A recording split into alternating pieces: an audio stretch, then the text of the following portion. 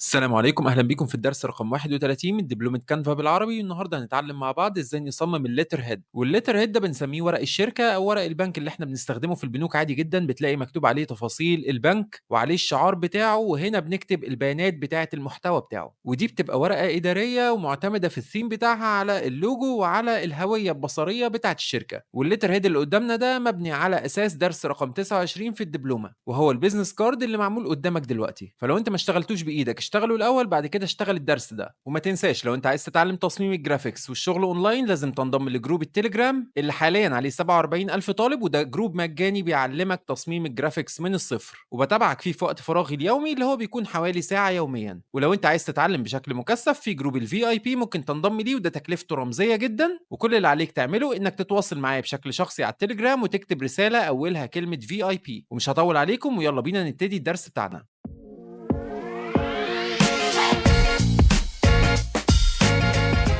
واول حاجه هنعملها ان احنا هنفتح موقع كانفا، وهنيجي هنا عند كرييت ونضغط عليها، وهتيجي هنا في السيرش وتكتب كلمه ليتر هيد. والليتر هيد بتاعنا مقاسه A4، فهتختار النسخه دي. وهنا الليتر هيد ده بيمثل الدرس رقم 29. فكل اللي هعمله عشان اغير الخلفيه اللي هنا، عايز اغير لون الخلفيه لنفس اللون اللي انا استخدمته في البيزنس كارد. وعشان اعمل كده هروح للدرس بتاع البيزنس كارد، وهاجي هنا في الخلفيه هختار اللون بتاعي وهاخده كوبي، ان انا اضغط هنا بعد كده اخد اللون ده كوبي. وعشان تاخد نسخه من اللون ده بتضغط على كنترول سي لو انت من اللابتوب، وبعد كده برجع تاني للتمبلت بتاعتي وبضغط على باك جراوند كلر، وبروح هنا اضغط على العلامه بتاعه السيتنجز. بعد كده بعمل كنترول في علشان اخد اللون ده عندي في التمبلت. وبكده انا غيرت لون الباك جراوند بتاعتي لنفس اللون اللي انا استخدمته في البيزنس كارد، لان هم المفروض براند واحد فلازم الوان البراند تكون ثابته. وبعد كده هعمل شريط لونه ازرق فوق هنا طوله 5 سنتي، وعلشان اعمل كده هاجي في العناصر وهختار من الشيبس هنا اضغط على سي اول، وبعد كده هختار من عندي السكوير هنا. وبعد ما ضغطت عليه وجالي هنا هبتدي ان انا اغير لونه لنفس لون البراند بتاعي. وهنا ما عنديش لون البراند، فاروح تاني على البيزنس كارد اضغط على اي حاجه بلون البراند زي ده مثلا، واخد منه اللون بنفس الطريقه اللي خدنا بيها الباك جراوند. وهنا جالي اللون هاخده كنترول سي واروح تاني هنا واضغط على اللون اللي هنا واروح ضاغط على السيتنجز، بعد كده اعمل كنترول في واضغط انتر. وبكده انا لونته باللون اللي انا عايزه علشان احدد مقاسه او الهايت بتاعه. ده الارتفاع وده العرض. انا عايز اخلي الارتفاع ده 5 سنتي، فكل اللي عليا بضغط على بوزيشن هنا بيظهر لي البيانات بتاعته كلها. تيجي هنا في الهايت تخليه 5، بعد كده تروح جاي رافعه لفوق في الكورنر بتاعك وتطوله لاخر اللتر هيد بتاعك. وبكده انا عملت الشريط الازرق اللي انا عايز احطه فوق. وفي الجزء اللي فوق ده هحط الشعار وهحط البيانات بتاعت الشركة اللي هو رقم التليفون الايميل والعنوان، وكمان هحط الايكون بتاعت اللوجو هنا بشكل زي اللي احنا عملناه هنا في البيزنس كارد. واول حاجة هعملها ان انا احط اللوجو بتاعي، فاروح على البيزنس كارد واختار اللوجو بتاعي واضغط على كنترول سي، وده علشان اخد منه نسخة. بعد كده هروح للتمبلت بتاعتي امسك التمبلت واضغط على كنترول في، وكده انا خدت نسخة عندي. ولكن طبعا النسخة اللي انا خدتها دي صغيرة جدا لان مقاس البيزنس كارد اصغر بكتير من الليتر هيد، وكمان لونها ازرق زي اللي فوق فمش هيبانوا على بعض. فكل اللي هعمله ان انا هلون اللوجو ده للون الابيض وهكبر حجمه شوية. في الاول هكبره عشان نشوفه مع بعض، بعد كده هبتدي ان انا اغير اللون ده اخليه للون الابيض زي ما انت شايف قدامك كده. وطبعا النص اتغير عندي ولكن لسه الشكل، وده علشان انا عامله جروب واحد.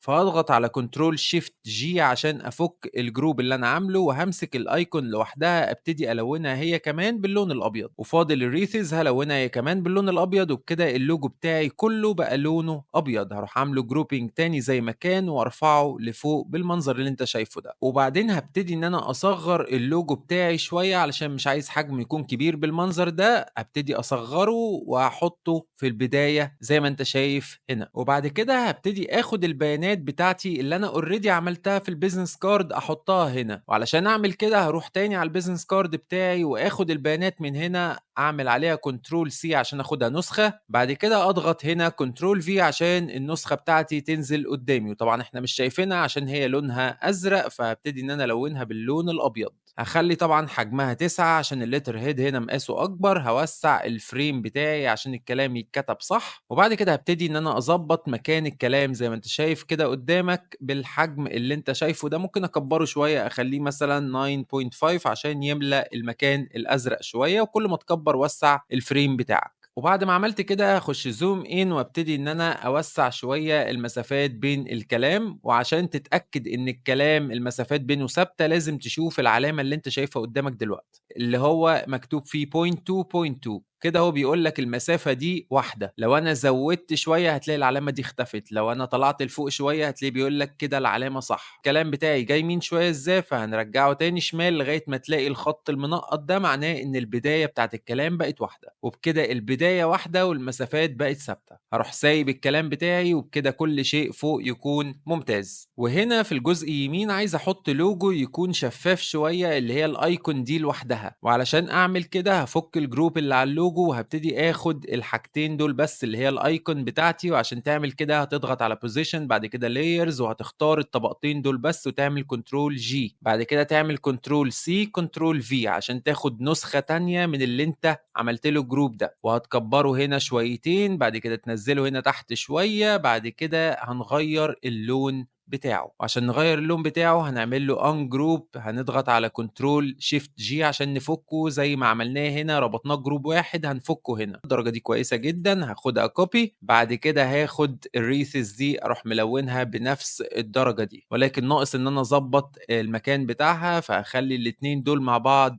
كنترول جي جروب واحد، بعد كده ابتدي احركهم هنا يمين شوية، وكده كل شيء ممتاز. هتقول لي بس في جزء مدلدل هنا، هقول لك هنحله دلوقتي ازاي. شايف المربع اللي انت اخدته عشان تعمل الشفة الزرقاء اللي فوق دي؟ هتاخد منه نسخة تانية تحت وتروح جاي حطه هنا، وبعد كده هتلونه بلون الخلفية بتاعتك، بعد كده تروح منزله على الاخر بحيث ان انت تبقى استبدلت الخلفية بتاعت التمبلت بخلفية انت اللي عاملها، فتخفي الجزء اللي هو ظاهر تحتها. كده مفيش اي اختلاف غير ان انا بس اخفيت الجزء الزيادة اللي في اللوجو ده. ما تنساش بقى بعد ما تعمل كل الكلام ده تروح لامم كل التفاصيل بتاعتك، تعمل جروبينج للوجو ده، تظبط مكانه بقى، حنتف في الاخر كده، يعني ابتدي انك حرك الحاجات ظبطها في اماكن مظبوطة. لو انت مش مظبط حاجات لم المحتوى بتاعك في جروبس عشان تعرف تتحكم فيه مرة واحدة. وكده انا اتأكدت ان ايكون دي جروب، واتأكدت ان اللوجو كله جروب والبيانات كلها جروب، وكده كله تمام. وهنبتدي شغل على الجزء اللي تحت. وهنا البراند دي ليها فونتين، الفونت التاني هو اسمه مونتسرات، وهو ده الفونت اللي هنكتب بيه النص بتاع البادي بتاع الليتر هيد. والحاجات اللي بتتكتب هنا اسمها البادي، فلما اقول لك صلح الكلام اللي في البادي يبقى انا قصدي الكلام اللي هنا مش الكلام اللي هنا. الجزء ده اسمه هيدر والجزء اللي تحت اسمه بادي. وعلشان نكتب النص بتاعنا هتضغط على التكست تول وهتعمل اد تكست بوكس، ولما الكلام يجي لك هنا هتيجي هنا في الفونت وتسرش على اللي انا هكتبه دلوقتي مونسيرات، وبعد كده هتضغط على السهم اللي هنا وهتختار ان هو يكون بولد، وهتخلي لي حجمه 12 زي ما هو، وهتجيلي هنا عند السبيسنج اللتر سبيسنج هتبقى 10 واللاين سبيسنج هيبقى 1.7. وبعد كده هتتأكد ان الاينمنت بتاعك لناحية الشمال، هتفضل تضغط هنا لغاية ما تلاقي الشكل ده قدامك، وده معناه ان الكلام بيبتدي اول السطر من ناحية الشمال. وبعد كده هتعمل بيست للدباجة اللي هي موجودة عندي هنا، وهناخدها على 3 سطور زي ما انت شايف قدامك كده، وهمسك الكلام بتاعي اروح رافعه لفوق، وهنا عادة بيكون اسم الشخص والعنوان بتاعه تحت منه، وهنا انا استخدمت طبعا اي كلام ديمو فممكن تغيره براحتك. ودي كده بتكون مقدمة اللتر هيد.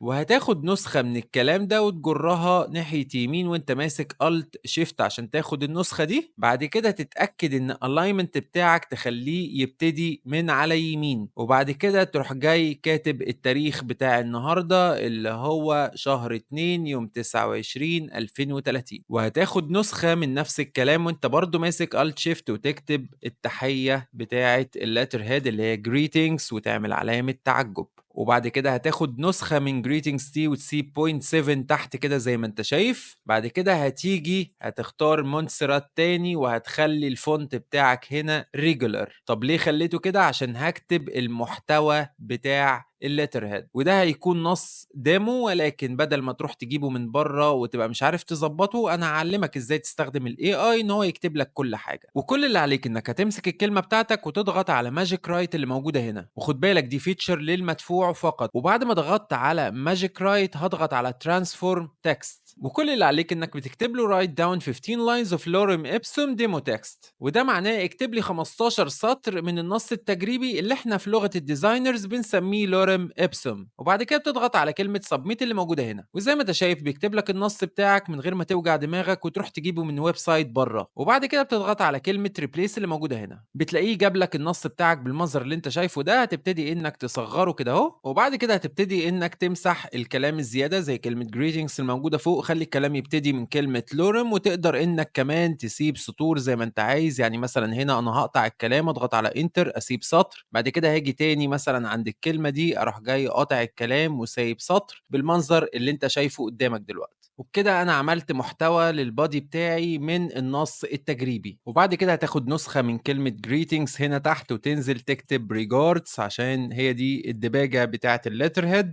وتاخد نسخة كمان تحتها بشوية وتكتب اسمك كامل زي ما انا كاتب هنا دلوقتي. وحركة لطيفة منك لو اخدت الايكون دي حطيتها في الكورنر هنا بلون يكون اغمق شوية من الاصفر ده. عشان تعمل كده هتاخد نسخة بكنترول سي وتحطها هنا كنترول في وتنزل بيها لتحت شوية زي ما انت شايف هنا، كبرها حاجة بسيطة كده زي ما انت شايف، ظبط مكانها. بعد كده تبتدي انك تظبط لونها، عشان تظبط اللون هتختار الايكون بتاعتك، تيجي هنا وتختار نفس لون الخلفية، بعد كده تبتدي انك تغمقه شوية زي ما انت شايف. وطبعا اللي اتغير في اللون هي ايكون الداخلية، وانا عايز اغير ايكون كلها فافك الجروب وابتدي اخد نفس اللون ده احطه هنا زي ما انت شايف اللون اتسجل عندي، ابتدي اختاره بالشكل ده. وبعد كده ما تنساش زي ما قلنا تجمع العناصر بتاعتك عشان تعرف تتحكم فيها بسهولة، وممكن كمان تقلل الترانسبيرنسي بتاعها شوية بالشكل اللطيف اللي قدامك ده. وبكده احنا خلصنا الليتر هيد اللي قدامنا، وعرفنا ازاي نربط التصميم ما بين الليتر هيد وما بين البيزنس كارد ان هم يكونوا بنفس الروح علشان يعبروا عن هوية نفس الشركة. اتمنى تكونوا فهمتوا الدرس ده كويس، واشوفكم في دروس جاية كتير.